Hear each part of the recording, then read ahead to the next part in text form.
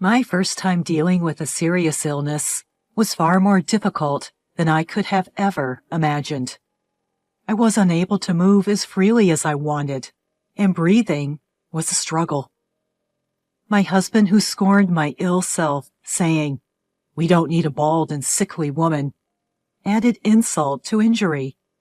As my body cried out in pain, my heart cried out too when I discovered my husband's affair. How could he cheat on me in this condition? I will never forgive him. I am determined to recover from this illness and make him regret his actions. My name is Alyssa. I am 30 years old. I was living happily with my husband Bob, whom I married a year ago. One day, on my way home from work, I was suddenly struck with immense physical pain and collapsed at the subway station. I was rushed to the hospital in an ambulance, and after a series of detailed examinations, it was confirmed. I had cancer. Cancer. Me? Is there some kind of mistake? I, who had never had any significant illness before, and was always in good health, devastated by this cancer diagnosis. It's not too late to treat it, but if you don't start treatment immediately, it could be dangerous. I felt like I had been hit over the head at the doctor's words. But wait a minute. I've never had any issues in my company's health screenings before. The regular health screenings at workplaces often fail to detect diseases. It's not unusual for diseases to be detected only after detailed examinations, like tumor markers and brain scans, like in your case. I can't believe it. Please come back with a family member later. We need to discuss treatment plans. The doctor's words made my vision spin. I couldn't believe this was happening to me. When I left the doctor's office, I found a flurry of missed calls from my husband on my phone. It seemed he had been contacted when I was taken to the hospital by ambulance. He had come rushing to the hospital, but he couldn't find me and had been calling me incessantly. When I told him where I was, he came right away. The moment I saw his face, all the tension I had been holding in snapped, and tears started flowing down my cheeks.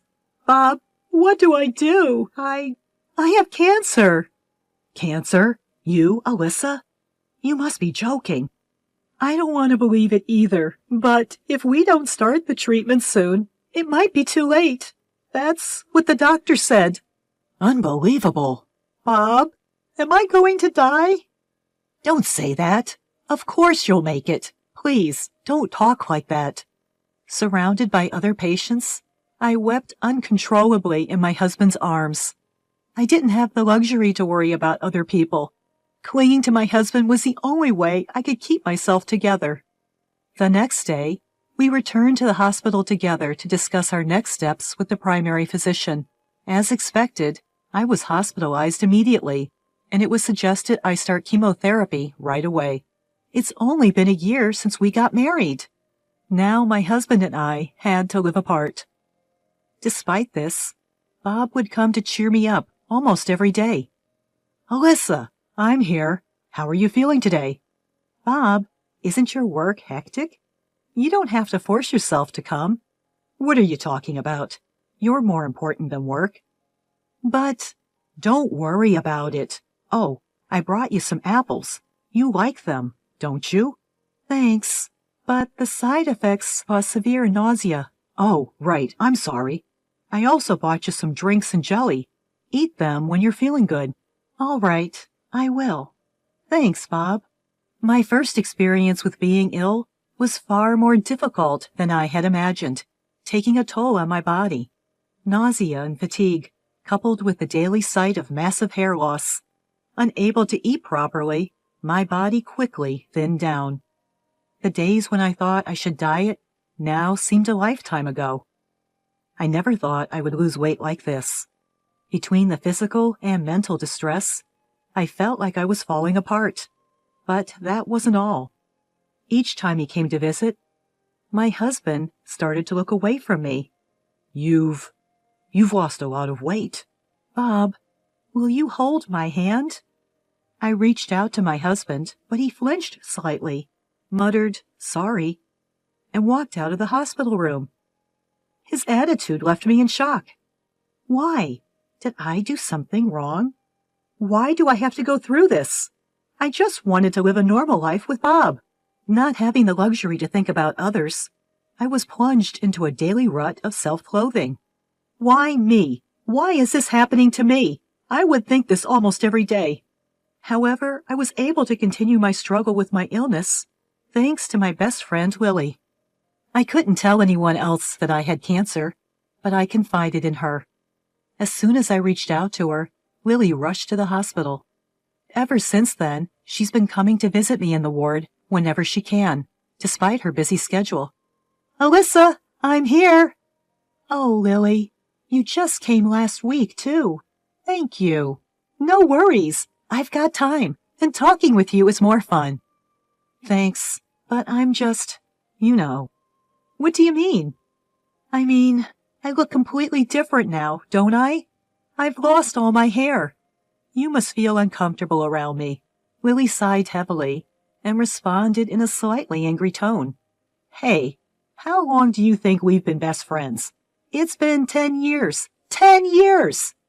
"Yeah, I know, but I wouldn't stop liking you just because your appearance has changed a little. Don't insult my feelings for you, Alyssa." "Lily, so you don't have to worry about it. I just come to see you because I want to, not because I have to." "Okay. Anyway, you need to get better soon. Remember that dessert place we wanted to go to? We still haven't been there yet." "Yeah, that's right. Thank you, Lily." Lily, always holding my hand, kept encouraging me gently. Thanks to her, I could vent my frustrations that I couldn't share with my husband. Time passed, and about 2 months later, I noticed something. My husband, who used to visit me nearly every day since I was hospitalized, hadn't shown up for a while. Even when I sent him a text on WhatsApp, the only response I got was, "I can't. I'm working late." Feeling really lonely, I decided to give him a call. "Hello, Bob?" Maybe it was because I called during his lunch break, but my husband answered the phone immediately. "Ah, Alyssa, what's up? I haven't seen you at all recently, so I thought I just wanted to hear your voice." "Ah, I see. Sorry, but I'm a bit busy right now." "What? But isn't it your lunch break now?" "I've got some things to do. Sorry. I have to hang up." "What? Wait, Bob." The phone was hung up on me, and even after sending a message on WhatsApp, I received no response. Why? He used to visit me often. Could it be something happened while I was not around? Just when I started to feel uneasy, my best friend Lily came to me with an unusually gloomy expression. She tried to act as usual, but I could tell immediately that something was different. "Hey, Lily, did something happen?" Upon my inquiry, she showed obvious signs of disturbance. Why? Nothing's wrong." "But you seem different. You seem to be forcing yourself to be cheerful." "There's really nothing. Instead, did you see the news online? That comedian you like." "Lily, please, just tell me." When I looked straight into her eyes, Lily awkwardly averted her gaze. After a moment of silence, she finally opened her mouth. "Actually, I saw something yesterday." "You saw? What did you see?" "I saw your husband walking arm in arm with another woman." "Excuse me?" "So sorry for springing this on you. I might have seen it wrong." My mind raced with panic at her words. Bob having an affair with another woman? No, he wouldn't do that. But he hasn't been visiting the hospital lately. Could it be? I decided to confide in Lily. "Lily, I think what you saw was indeed Bob." "Eh? Why would you say?" "Bob hasn't visited the hospital in these past 2 weeks. Plus, he lied to me about working late yesterday." "No way! I can't believe Bob would do such a thing." "I called his office yesterday for the first time in a while, but he cut me off, saying he was busy. If he was cheating, that would make sense. Alyssa, Lily, there's something I want to ask you. I decided to ask Lily to investigate my husband on my behalf. So she visited a detective agency and requested an investigation into my husband. 1 week later, seeing Lily's face after a long time, it was evident from her somber expression that the investigation results were not good. Struggling to start the conversation, I thanked her with a forced smile. Lily, you've been investigating, right? Thank you. Can I see it? Alyssa, maybe you're better off not seeing this. That's okay. I'm already expecting the worst. But it's okay. I took the envelope from Lily and checked its contents. There were photos of my husband holding hands with another woman, kissing on the street. I couldn't help but feel a rush of anger, my hand shaking as I held the photos. He's been doing this behind my back while I've been sick. I sent a message to my husband on WhatsApp saying, I need to talk to you at the hospital, and forcibly sent the worried Lily home. That evening, when my husband visited my hospital room, I confronted him directly. I'll just ask straightforwardly, Bob. You're cheating, aren't you? He seemed surprised for a moment, but then defiantly retorted, So what if I am? And what if I've been having an affair? Are you going to blame me? Just tell me why. Why would you do such a thing? Why? Isn't it obvious? I don't love you anymore. Just like that, in a matter of weeks? Why would you suddenly, in response to my question, he threw back the cruelest words imaginable. Have you looked at yourself in the mirror lately? What? You've washed your hair. Your eyes are sunken in, and you look sickly. To be blunt, you look like a ghost. Where's the charm of the woman I used to know? How can you say that? I don't want a woman who's bald and skeletal. That's why. Are you satisfied? With that, Bob averted his gaze from me. The man sitting across from me was a stranger, not the Bob I knew. Ignoring my silence, he pulled a piece of paper from his bag and shoved it in front of me. It was unmistakably divorce papers. Are you serious about this? Of course. Like I said, I don't have an ounce of love for you anymore. There's no point in us being together. But why? Listen, you've lost your charm as a woman. It's a waste of life to be married to someone like you. Do you plan on keeping me tied down to this hospital room forever? For both our sakes, please sign the divorce papers quickly. In that moment, the last sliver of hope I had held on to shattered. This man was no longer the Bob I knew. Staying married to him would only diminish my self-worth. With that realization, I picked up a pen with trembling hands and scribbled my signature. I thrust the signed divorce papers at Bob, speaking in an unusually low voice. Happy now? We're strangers from this point on. Don't ever show your face to me again. With that, Bob snorted in a taunting manner.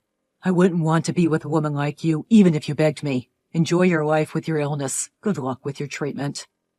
I hope you realize you won't find happiness this way. The last thing I need is a lecture from a sick woman like you. Goodbye. With those words, Bob left the hospital room. I lay back on the bed, staring blankly at the stark white ceiling. Ah, what a short-lived marriage that was. What on earth was my life with him all about? Is this what married life is inevitably like? While I felt an enormous void inside of me, the feeling of not having to deal with such a jerk ever again was also substantial. With that in mind, I felt a bit lighter. 2 years later, having endured life with illness, I was finally discharged from the hospital with Lily's support. Now I'm living alone in an apartment, and though it's part-time, I've managed to return to work. On Lily's recommendation, I've also started using social media. By sharing my changing appearance on social media, I was able to connect with others who had overcome cancer. I was finally starting to regain a fulfilling life. It was one day like any other when my ex-husband called my cell phone. Hello? Ah, Alyssa. You've been discharged, huh? Good for you. And why do you care? And who told you? I saw it on your social media. You were out somewhere the other day, right? Sneaking a look at your ex-wife's social media is creepy. Can you stop it, please? Don't be like that. I was just calling because I was worried. That's fine then. Goodbye. Just as I was about to hang up, he shouted over the phone, "Wait, hold on." What? Well, where are you living now? Why would I need to tell you that? The thing is, I need your help. What? After we divorced, my affair was exposed at work and I got fired. I borrowed money to get by, and now my debts have gotten out of hand. Is that so? And? Now I'm about to be kicked out of the apartment we used to live in, so please, I need your help. What about your mistress?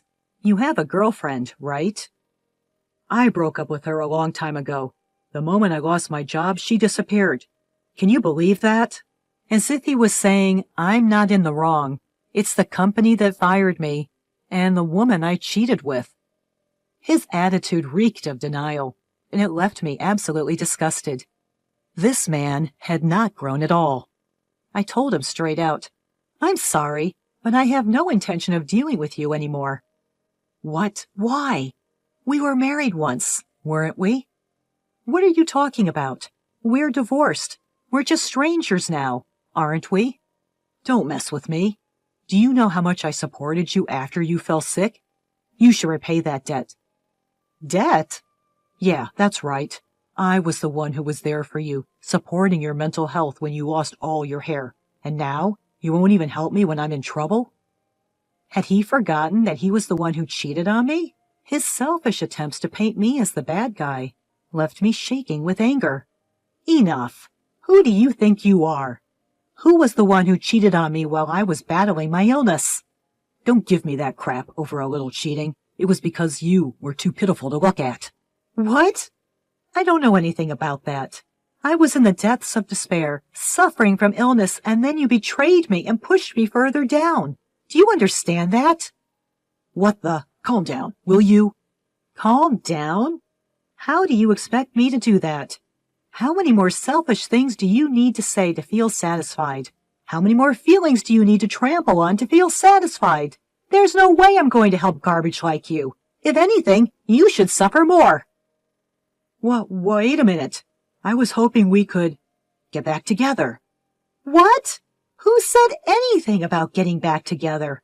I don't want anything to do with someone who can betray people as easily as you do. I've made up my mind. I'm going to sue for emotional distress. Emotional distress? He probably didn't expect to be sued for emotional distress after calling me so casually. My ex-husband began to panic. Well, wait a minute. Emotional distress? I told you, I don't have any money right now. I don't care. It's none of my business. Hey, Alyssa, shut up. Don't you dare call my name so casually. I'll never forget what you did to me, and I'll never forgive you. The scars of your cheating while I was pregnant and fighting disease will never fade. I'll squeeze every penny out of you for emotional distress and make you suffer even more. Well, wait. Help me. I ignored his pleas and hung up the phone. I blocked his number so I wouldn't have to hear his voice again and headed straight to the lawyer's office. The evidence of his affair that Lily had found that day was, of course, still valid. Thanks to that, I was able to demand a significant amount of damages from my ex-husband and his mistress. As a result, they found themselves deep in debt, sinking as far as they could possibly go. My ex, who had been fired from his previous job, seemed to have a hard time finding steady employment and apparently had to work multiple part-time jobs. Rumor has it that he's been living on the run, trying to avoid debt collectors. On the other hand, I'm living a peaceful life by myself. Recently, I've been able to work more hours and have started to spend money on my hobbies. My current excitement is a trip to Hawaii with Lily next month. I've caused her quite a bit of trouble, so I'm covering all the travel expenses. But to be honest, I'm planning to use the damages from his infidelity for the trip. LOL. Being married isn't the only path to happiness. What really matters is having friends who genuinely care about you. I intend to cherish the best friend who helped me during that time for the rest of my life.